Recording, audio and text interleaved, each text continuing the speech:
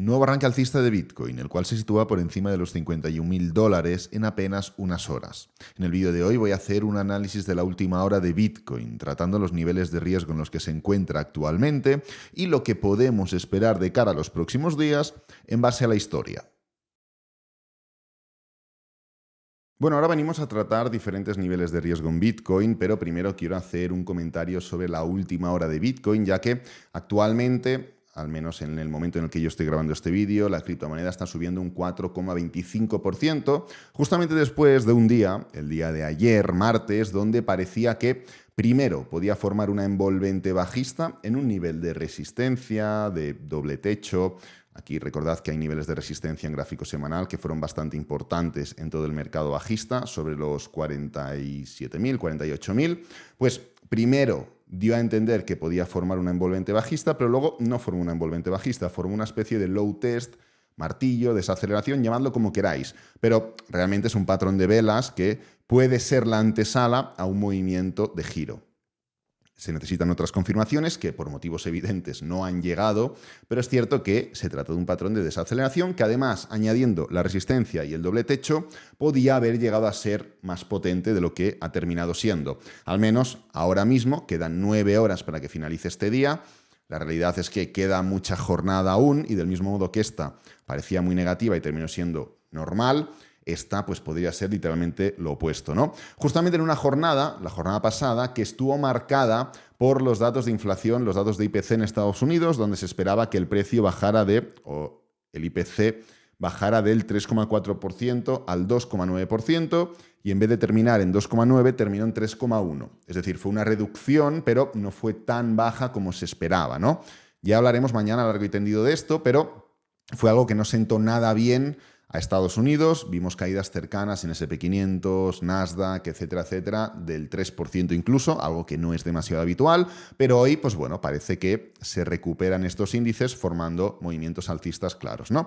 Entonces, nuevamente, la pregunta vuelve a ser la de siempre. Oye, ¿Bitcoin va a seguir subiendo? ¿Hasta dónde puede llegar Bitcoin? ¿Es momento de comprar? ¿Es momento de vender? La realidad es que el objetivo del vídeo y evidentemente del canal no es decirle a cada uno lo que tiene que hacer, porque para eso cada uno tiene sus estrategias y tiene que regirse a ellas. Yo no soy nadie para decirle a alguien lo que tiene que hacer. Lo único que se pueden aportar datos objetivos que ayuden a cada uno a tomar decisiones. Y esto es justamente lo que vamos a hacer, porque actualmente nos encontramos en unos niveles de riesgo por encima del 0,6. Lo hemos comentado muchas veces, hice un vídeo donde explicaba cuál es mi plan para ganar $1 millón este año con criptomonedas, y hablaba justamente de estas tablas más especulativas. Recomiendo que vayáis a ver ese vídeo y comentaba, porque es lo que hago, que por debajo de 0,6 yo no hago nada, miro. Por debajo de 0,4 compro. Por encima de 0,6, que es justamente donde nos encontramos ahora, en 0,629, vendo. No es que venda mis bitcoins, sino que tengo reservado un apartado dentro de mi cartera, no lo tengo en ningún ledger, ni billetera fría, ni nada, sino dentro de un exchange, lo utilizo para comprar y vender de forma más especulativa. Pues esta parte de la cartera la utilizo para esto y en base a estos niveles de riesgo tomo decisiones. La realidad es que ahora el número como tal no nos dice nada, pero el número acompañado con lo que ha sucedido en otros momentos de la historia sí que nos puede decir cosas. Y justamente estamos en un momento en el que si comparamos los puntos de la historia donde hemos estado por encima de 0,6 de riesgo, veremos, punto número 1, que son pocos. Y punto número 2, que han significado momentos muy importantes. Punto número 1, ya sea para formar pullbacks, o punto número 2, para seguir creciendo en cuanto a riesgo, pero iniciar un gran mercado bajista. Y esto lo podemos ver en esta tabla, vamos a repasar algunos de los puntos. Por ejemplo, en el año 2019, ¿qué es lo que tuvimos? El precio de color azul, Bitcoin, de color rojo, los niveles de riesgo. Llegamos a este nivel de riesgo por encima de 0,6, justo como ahora, y Bitcoin llegó a un máximo e inició un movimiento correctivo, no nos vamos a engañar, importante. Por ejemplo, hay otros momentos de la historia, a finales del año 2020, principios del año 2021, vamos a hacer un poquito de zoom, y actualmente, que estamos sobre esta zona de aquí, pues pudimos ver cómo, sí, es cierto, el precio de Bitcoin llegó, pues estábamos en los 19.000, nos pusimos en unos niveles de riesgo importantes por encima de 0,6, y el precio de Bitcoin aún se extendió un poquito más, pero simplemente fue la antesala a un gran movimiento correctivo del precio de la criptomoneda. No significó el mercado bajista, porque luego nos levantamos e incluso formamos un máximo histórico mayor, pero fue un gran movimiento correctivo. O, último ejemplo, en el año 2013. ¿Qué es lo que sucedió durante el año 2013?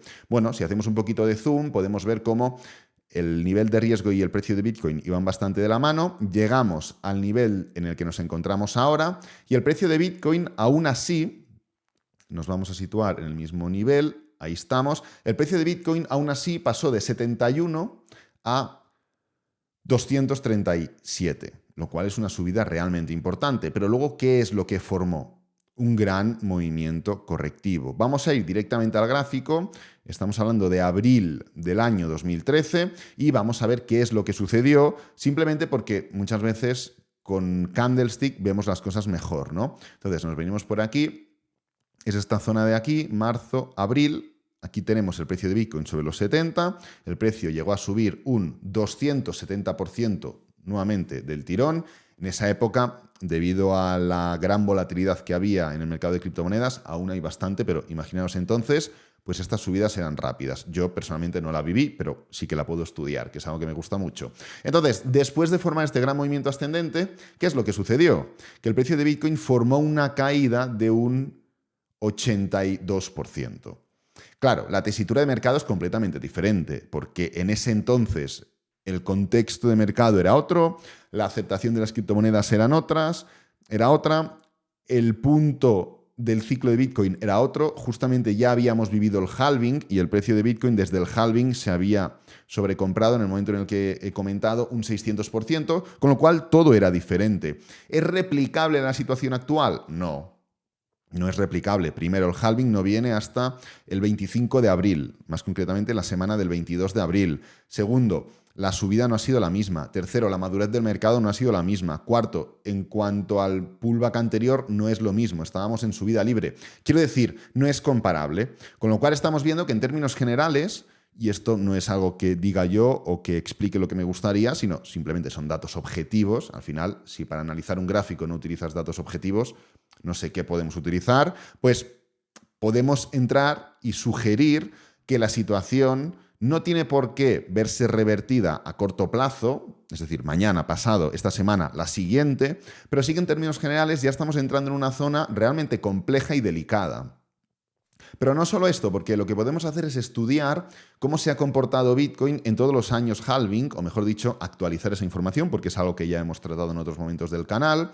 Y si clicamos el promedio del año electoral en Estados Unidos, lo cual es coincidente con el año halving en Bitcoin, esto simplemente es un promedio del año 2012, 16 y 20. No tiene mucho misterio porque tampoco han habido muchos más halvings, ¿no? Literalmente ninguno. Entonces, si vemos qué pasa en estas fechas y lo comparamos con la situación actual, punto número 1, vemos que el mercado inicia de forma ascendente y rápidamente pullbackea, En el caso actual, no sé si lo estáis viendo, yo creo que no, perdón, sí que lo estáis viendo. En el caso actual, la diferencia es que el pullback fue mucho más grande que en el promedio de los anteriores años, pero fijaros cómo realmente coincide el ROI, coincide el retorno. Independientemente de ese pullback tan grande, la recuperación ha sido proporcional y el ROI actual en el promedio del 2012, 16 y 20 era de 1,15. En el promedio o en el año 2024 es de 1,18, un ROI bastante idéntico. Lo que podemos ver es que durante todos estos años, independientemente de que el año ha sido tremendamente alegre, justamente el momento en el que de promedio se han pasado penurias es en esta primera etapa del año.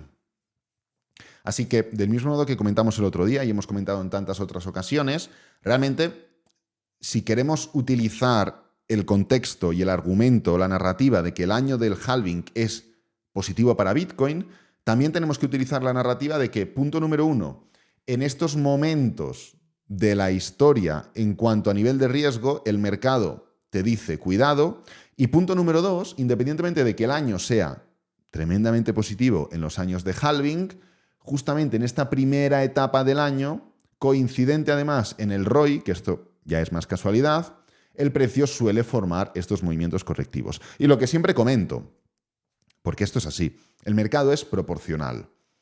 Y si el mercado sube X, corregirá proporcionalmente a esa subida.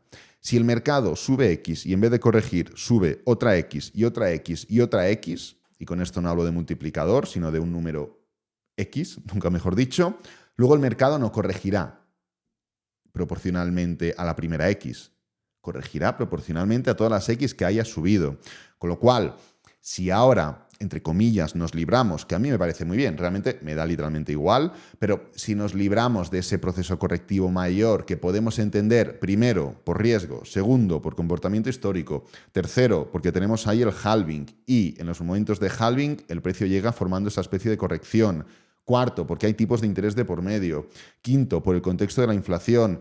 Y así podría comentar más argumentos. Si nos libramos ahora y nos plantamos en 62.000 de repente, que al fin y al cabo cualquier cosa es posible, no nos pensemos que luego el pullback será así. El pullback será proporcional a todo el movimiento impulsivo que se haya formado. Así que nada, únicamente quería poner encima de la mesa y en tela de juicio el movimiento que se está formando. Me parece increíble, me parece muy bien, incluso sorprendente según lo que yo estipulaba que podía pasar, no porque a mí me gustara, sino por lo que habíamos analizado.